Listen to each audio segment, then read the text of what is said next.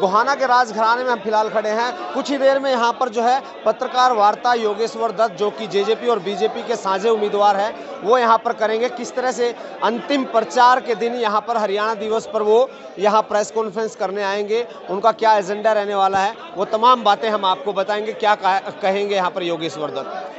मैं पूरे हरियाणा वासियों को शुभकामनाएं देता हूँ। और आज चुनाव प्रचार का भी लास्ट दिन है। हमने बड़े अच्छे तरीके से चुनाव प्रचार किया और पॉजिटिव लोगों तो हमने अपनी बातें पूछे, जो हम सपने लेके आए।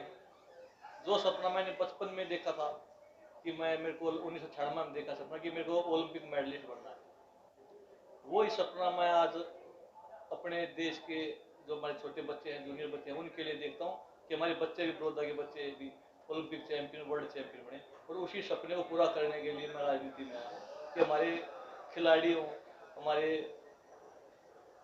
बच्चे हो, जो पढ़ने वाले बच्चे हो, कोई भी हो, कि उनको बड़े सपने देखे, ओलंपिक चैंपियन, वर्ल्ड चैंपियन बनने के, IAS, IPS, डॉक्टर, इंजीनियर बनने के। आज जो सपना मैंने देखा था, आज वही सपना अपने जो हमारे छोटे बच्चे हैं, जो हमारी नई पीढ़ी है, उनमें देखना चाहता हूँ और देख रहा हूँ। और राजनीति में आने का मेरा ये मकसद है कि मैं देश के लिए खेला, देश के लिए मैंने मेडल जीते। कभी भी जात पात में मैं नहीं रहा आज तक और ना आगे रहूँगा।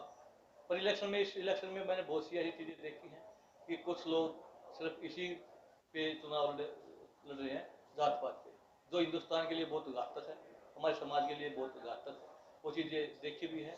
पर बड़ौदा की जनता जितने भी हैं, लोग उन बातों को समझ भी गए हैं, क्योंकि वो बस वोट लेने की राजनीति करते हैं।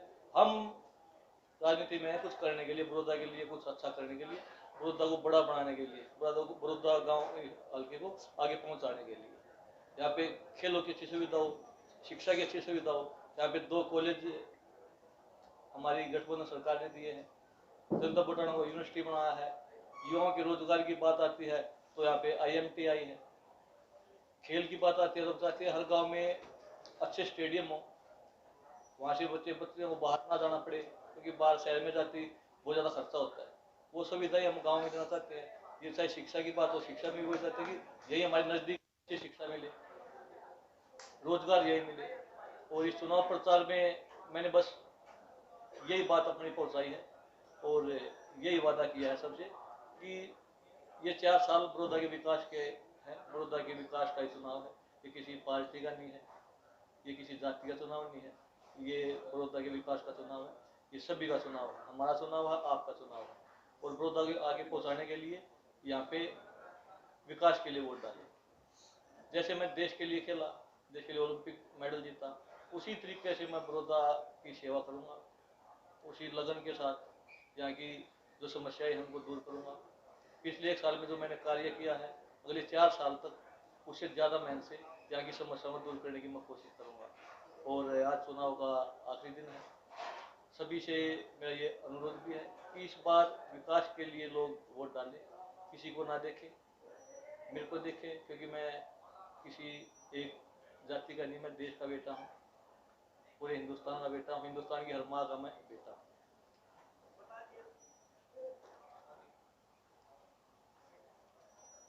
उससे अलग बहुत सी बातें और भी यहाँ पे देखने को मिली कि यहाँ पे किसानों का मुद्दा बहुत ज्यादा लोग उठाते रहे, और जिस किसान को भी हमने समझा है उसने बहुत मान्य भी है।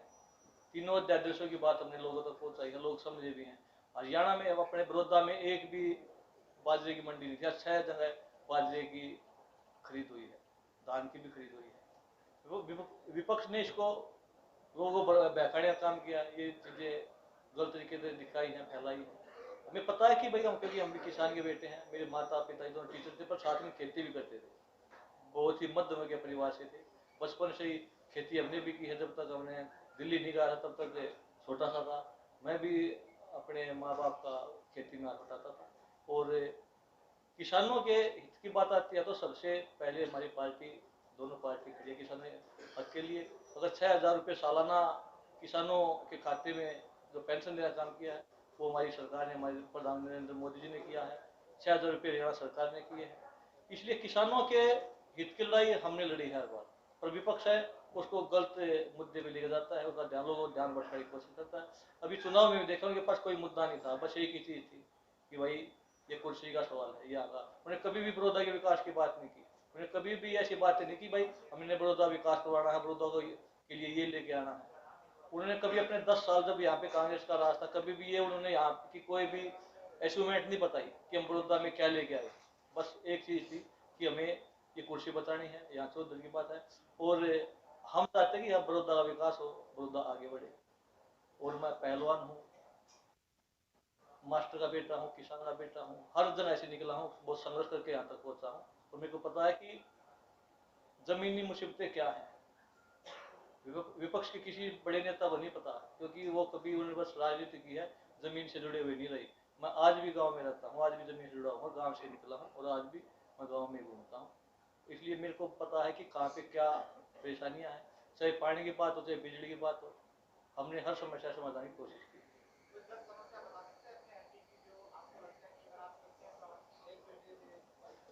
समस्या आप अगर बिजली की बात करोगे, कहीं कुछ गांव में 16 घंटे बिजली है, कुछ भी 18 घंटे है। खेतों की अगर बात आती है तो कनेक्शन ज़्यादा से ज़्यादा दिलवाने की बात है। नहरी पानी की जो समस्याएं हैं उसकी बात है। उससे अलग जो खेलों की बात है, समस्याएं तो भाई गणमान 20 गणवा के ऊपर बात है, सब पूरी करने की, तो वो अपन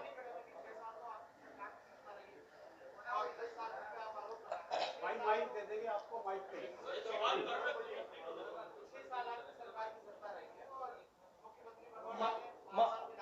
अभी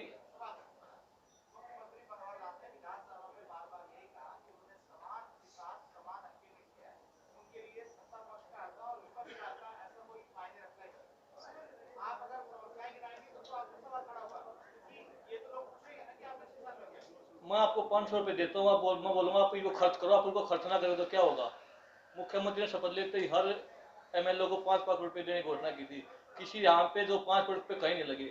अब आप बता दो, अगर मैं आपको कुछ पैसे देता हूँ 10,000 आप पैसे लगाइए कहीं, अगर आप नहीं लगाओगे तो वो जिम्मेवारी सरकार की नहीं, सरकार आपकी है। योगेश्वर जी, मैं आपसे ये जानना चाहता हूँ कि 2009 में भाजपा को यहाँ 100% वोट मिला था, 2014 में वो बढ़कर 7.5% हो गया, आपने चुनाव लड़ा 30% हो गया, आप 48-40 मतों से आ रहे हैं। इस बार जो है भाजपा जसपा गठबंधन मिलकर चुनाव लड़ रहा है, इस बार आपको क्या लग रहा है कि क्या समीकरण रहेगा? देखिए दोनों बीजेपी जेजेपी गठबंधन की लगभग 17,000 वोट थी, और इस बार और ज्यादा वोट बढ़ेंगे जो मेरा मानना है। एक साल हमने लोग बीच में हमने काम किया है, और मेरा मानना है कि 20-25 या 30,000 से यहाँ पे कमल खिलेगा, गठबंधन जीतेगा। जो घोषणा हुई है, जैसे यूनिवर्सिटी घोषणा हुई है, IMT घोषणा हुई है, जो घोषणा हुई है, क्या ये कार्य पूरे होंगे? आपको लगता है कार्य पूरे होंगे? आप लोगों को विश्वास दिला पाएंगे? देखिए विश्वास दिलाएंगे और ये पूरा भी करेंगे। जो घोषणाएं वो सारी घोषणाएं सच्ची हैं, कोई भी घोषणा झूठी नहीं है। 2 कॉलेज 2 आए हैं, उनमें क्लासें भी शुरू हो चुकी है। इसके अलग ये जो जनता घोटाला है, इसकी जो भी कागज कार्रवाई जल्दी पूरी होगी, इसके जितने भी चीजें हैं। और मैं आपको विश्वास दिलाता हूँ कि जो भी घोषणा है पूरी होंगी, कोई भी झूठी घोषणा हमारी नहीं है।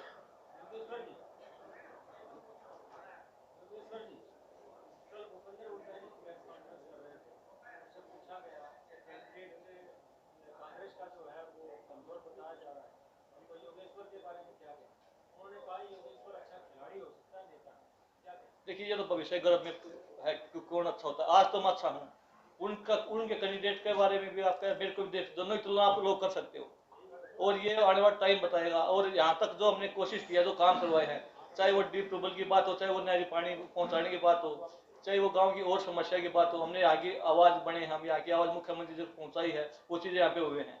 और मैं यहाँ नेता बनने नहीं, यहाँ सेवा करने के लिए आया हूँ, यहाँ की समस्याओं की हल करने के लिए आया हूँ, इनकी आवाज़ बनने आया हूँ। नेता बनने का शौक भूपेंद्र सिंह हुड्डा को है, उन कुर्सी उनको प्यारी है, दीपेंद्र हुड्डा को वे चीजें प्यारी है। मेरे को नहीं, मेरे को चाहिए कि आगे समस्या दूर हो, उनका समस्याओं को दूर करने की मैं हमेशा कोशिश करता रहूँ। मेरा काम है बस सेवा करना, मेरे को ये साबित नहीं करना कि मेरे को बड़ा नेता बनना है या छोटा बनना है, बस यहाँ की समस्या दूर हो जाए, मेरे लिए वो एक बहुत बड़ी बात है।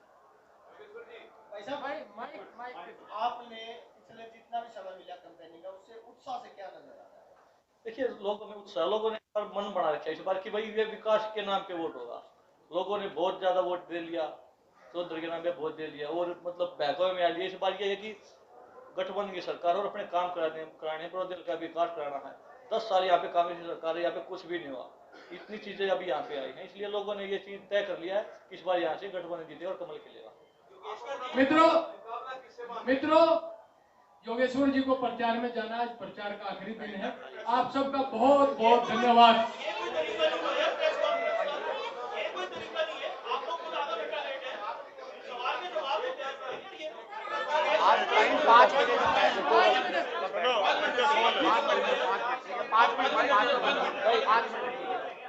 भाई एक एक सवाल है कि पूछे जाओ।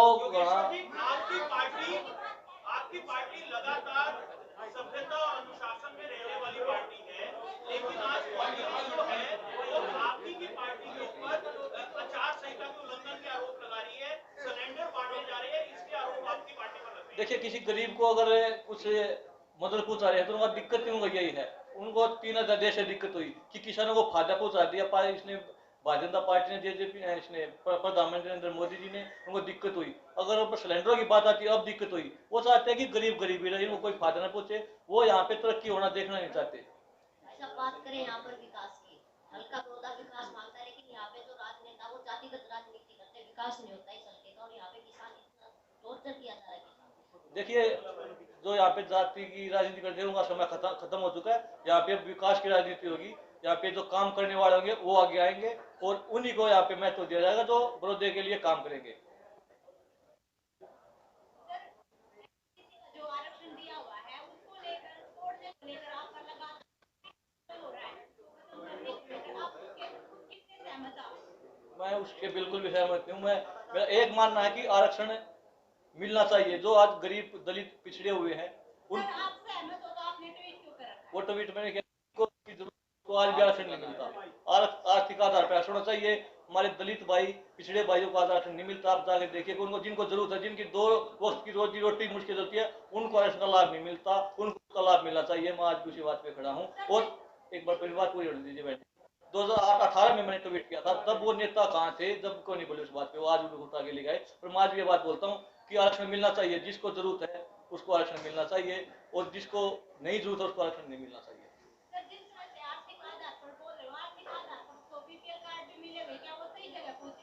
देखिए, जरूरतमंद तक वो चीजें पहुंचे।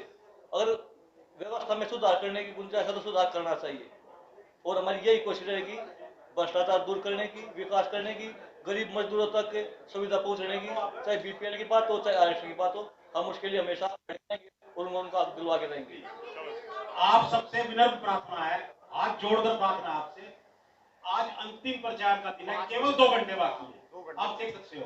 इसलिए आपसे कह रहा हूँ, रिक्वेस्ट कर रहा हूँ हाथ जोड़कर, आप उनको जाने दीजिए प्लीज। आपसे रिक्वेस्ट कर रहा हूँ, आप सब उनको शुभकामनाएं दो। उनका जन्मदिन है, आप उनको जन्मदिन की शुभकामनाएं दो।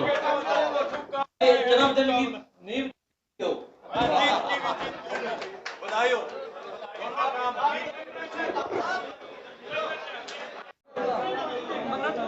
हालांकि लगातार जो है यहाँ योगेश्वर दत्त जो है कुछ ही देर के लिए यहाँ पर पहुँचे और बीच में यहाँ पर जो प्रवक्ता हैं उनके द्वारा यहाँ से प्रेस कॉन्फ्रेंस से उनको जाने के लिए कहा गया। हालांकि जो उनका जवाब था कि प्रचार का अंतिम दिन है, कई जगह डोर टू डोर उनको जाना है, तो यह जो है सवाल करके वहाँ से उनको यहाँ भेजा गया है। कुछ ही सवाल यहाँ पर किए गए। पत्रकारों ने भी यहाँ पर आपत्ति जो है जाहिर की। उनका कहना था कि आप खुद आधा पौना घंटा लेट आए हैं टाइम देने के बावजूद, तो 15 मिनट भी यहाँ पर वो नहीं रह पाए। अपनी बात रख करके वो यहाँ से चले गए हैं प्रचार के लिए। अब कहीं ना कहीं यहाँ पत्रकारों में भी नाराजगी थी कि आखिर यहाँ से उन्हें क्यों जाना पड़ा। क्या सवालों का जवाब वो देना नहीं चाहते थे? लेकिन देना नहीं चाहते थे तो ये सवाल खड़ा होता है, तो फिर पत्रकार वार्ता आखिर क्यों गई? इस पर कहीं ना कहीं विपक्ष की क्या प्रतिक्रिया वो भी हम आपके साथ लेंगे। आपको इस तमाम वीडियो पर क्या कहना है वो हमें कमेंट बॉक्स के माध्यम से बताएं, और इस चैनल को सब्सक्राइब कर लें और बेल आइकन दबाएं ताकि तमाम अपडेट्स आपको समयबद्ध मिलती रहे। सहयोगी धर्मवीर सहरावत के साथ जितेंद्र।